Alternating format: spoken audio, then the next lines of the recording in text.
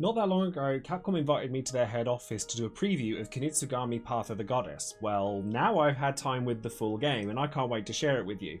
Because I want to make my review a little more interesting than those you might be used to, we're drawing the main character while we're at it, so let's get into it.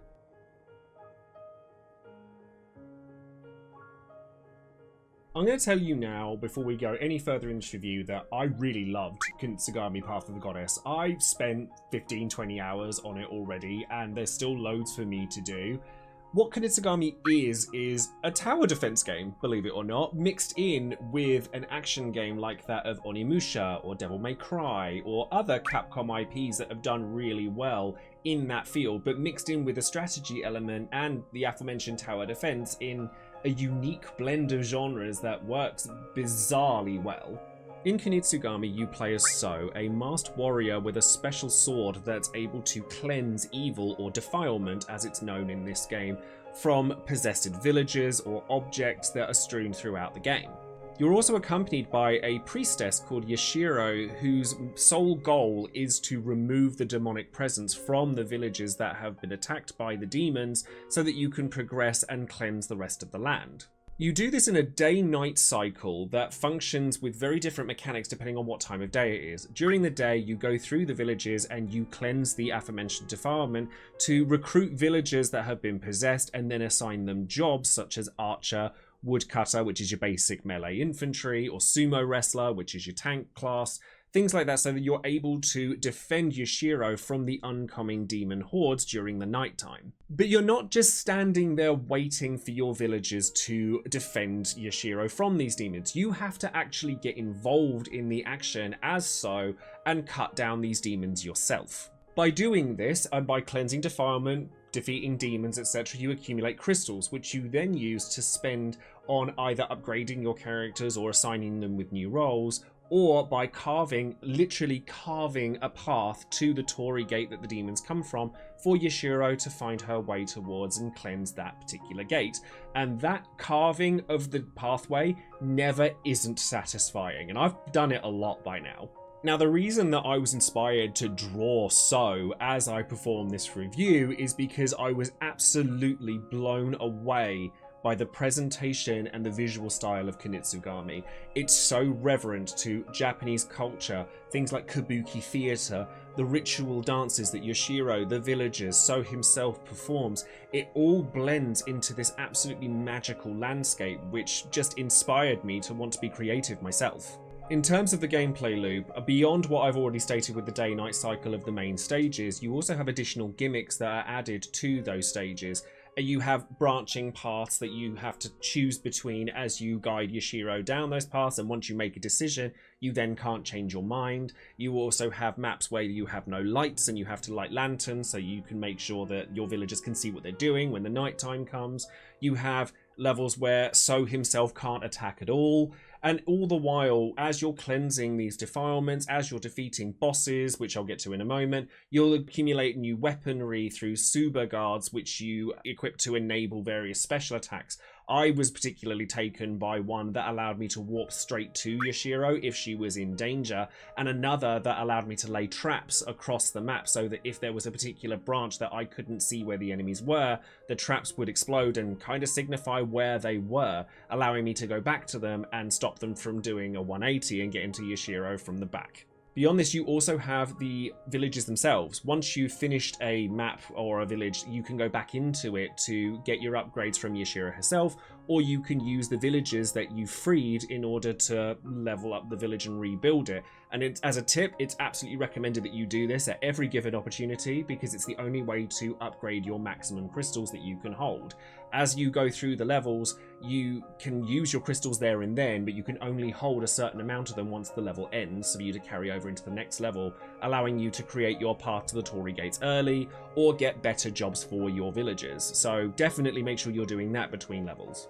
And then there's the boss fights. I love a good boss fight. Boss fights are how you get me in any video game, and I really enjoyed the boss fights in Kunitsu-Gami. In my preview last time, I said that the ability to utilize the various jobs of the villagers in unique and dynamic ways was a big thing for me, but as I progressed through the game and unlocked the ability to use a wider variety of jobs as well as abilities for So himself, I found that the dynamism was even more expanded, and it made me really enjoy the boss fights themselves. Do you spend your rations healing your villagers or yourself? Do you make sure that your villagers are defending Yashiro while you're attacking the boss, or do you do it in reverse, where you're defending Yashiro and they're attacking the boss? Or do you make it so you go all-out attack and then all-out defense when you think that she might be in danger? You don't actually get a game over in this game unless Yashiro falls. If So does, or the villagers do, you can pick them back up after a certain amount of time. So it gives you a lot of agency in the decisions that you're able to make. If I have any criticisms for Kunitsu-Gami, Path of the Goddess, it's that I feel that sometimes the time mechanics can run away with you a little bit. For example, there are times where you feel like there's too much to do in a short given time, or there are times where you're kind of standing around doing nothing, waiting for things to happen, which is fine during the daytime. You have a fast forward mechanic. If you think you're ready for the nighttime and the demon onslaught, then you can hold L1 and press triangle. I play this on PlayStation, and you can fast forward time so that you're able to get to the night phase quicker. But there are times where you have beaten the first wave of enemies that come along, and then you're kind of just standing there waiting for the next one. So it would have been nice to have seen a fast forward mechanic available in the nighttime as well, and sadly there isn't one.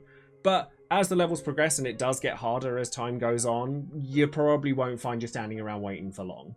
This also isn't a particularly story-heavy game. I don't think it needs to be, and I know that a lot of people who certainly watch this channel are very in their games for the story and the narrative, but Kunitsu-Gami is very much a case of show don't tell when it comes to its storytelling, which is something I absolutely love. You can go back to the villages and you earn plaques that will tell you more about the demons that you're facing and the characters within the game, so you can discover more. And because those demons are rooted in real Japanese mythology, so the yokai are all representations of actual demons that have been told in myths and legends previously, you can learn more about them through just rescuing the villagers, restoring the villages. It all just blends together really nicely. But if you're expecting lengthy cutscenes, tons of exposition, loads of narrative, then maybe this isn't the game for you.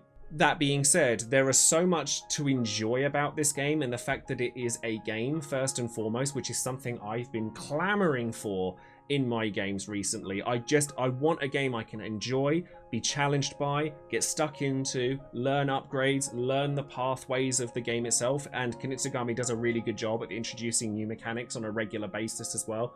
That I think the unique blend of genres it presents is something to pique your curiosity. And let's face it, who's been excited by the mechanics of a tower defense game for a really long time? And Kunitsu-Gami does it in such a way that it is genuinely exciting, blending that with action in a way we haven't really seen since the likes of Pikmin, which definitely evokes a similar feeling when you're fighting bosses at the very least, but it does it with a more elevated agency from the perspective of So, the main character. So you need to get stuck in. You cannot let your villagers just do their thing and hope to win. As for the drawing itself, I've been challenging myself to learn to draw quicker than I ever have done before, so I gave myself a single hour to draw So here, and I think it's actually come out pretty good. What do you think? Sound off in the comments below if you want to comment on the drawing itself. Of course, I wouldn't be able to have made this video without the kindness shown by Capcom, who gifted me a copy of Kunitsu-Gami for reviews purposes. And I just want to say thank you for involving me with the release of this game. I wasn't sure what to expect from Kunitsu-Gami, but I'm so glad that I got to be a part of this, because I do think this game is actually quite special for how unique it is. So yeah, that's going to be it for today's video. Thank you ever so much for watching, and if you'd like to see more details on Kunitsu-Gami, I tried really hard not to repeat things I said in my preview video, so I'll have that link down below as well. And if you want to see more drawings from me, then I have an entire series that I've started called JArtPG, where I draw various video game characters' portraits, and I talk about why that character is special to me and to my community. So by all means, check that out as well. Let me know in the comments below what you think of Kunitsu-Gami as well, and if you're not sure what to comment, just type the word algorithm, because it really does help me out as a content creator, and believe you me, I am battling the algorithm right now, so I can appreciate all the help I can get. And if you'd like to support the channel further, there are now 2 ways for you to do that. You can join up on my Patreon, where you can get access to early videos. I do a mailing list where I'm sending drawings out to people. Or you can look at my art shop, where I have prints of various different video game characters' portraits like Bayonetta, Final Fantasy characters, fighting game characters. I'm actually going to EVO this weekend, so I'm really looking forward to that. There's loads of stuff still to come from that as well. So if that's something that appeals to you, then consider checking that out. But for now, I shall love you and leave you. Thank you very much for watching again, and I'll see you next time. Bye bye.